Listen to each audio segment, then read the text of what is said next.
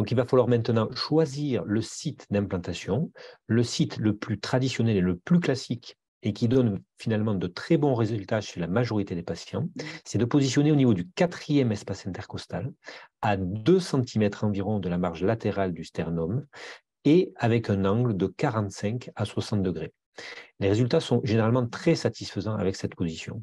Une solution alternative peut être de positionner le dispositif toujours au 4e espace intercostal, à 2 cm de la marge latérale du sternum, avec une incision qui peut se faire par le haut ou par le bas, mais cette fois avec un positionnement vertical. Alors, pour des conditions esthétiques, parfois, on choisit un positionnement sous-mammaire, particulièrement chez les femmes. Donc, on va se positionner au 5e espace intercostal et on va toujours avoir cet angle-là où on peut mettre aussi le dispositif perpendiculaire au sternum de façon à le rendre le moins visible possible. Une autre option peut être privilégiée si on veut optimiser la qualité de la détection de l'oreillette, c'est de positionner le système un peu plus haut au niveau du 3e espace intercostal. Donc, nous allons maintenant réaliser l'anesthésie locale, donc au 4e espace intercostal, à 2 cm à gauche du sternum. J'ai choisi ici de la xylocaïne qui est d'action courte et qui est donc parfaitement adaptée à ce type de procédure. Dans certains centres, on associe de l'épinéphrine pour réduire le risque de saignement. Alors, il va falloir injecter doucement, de façon assez large, au-dessus et en dessous de l'incision. Plus on injecte rapidement, plus ça peut être douloureux pour le patient.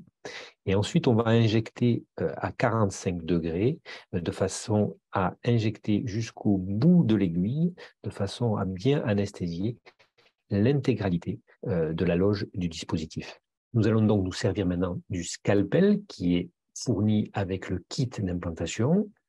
Nous allons pincer la peau et pousser avec le scalpel en préservant un angle 90 degrés par rapport à la peau qui a été pincée. Et donc, nous avons maintenant une incision d'1 centimètre environ.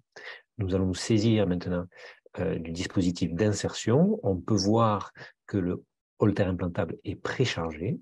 Nous allons pousser le système avec un angle de 45 degrés par rapport au sternum, en essayant de rester horizontal, de façon à avoir une profondeur d'environ 8 à 10 mm. Donc, on pousse le système jusqu'au bout.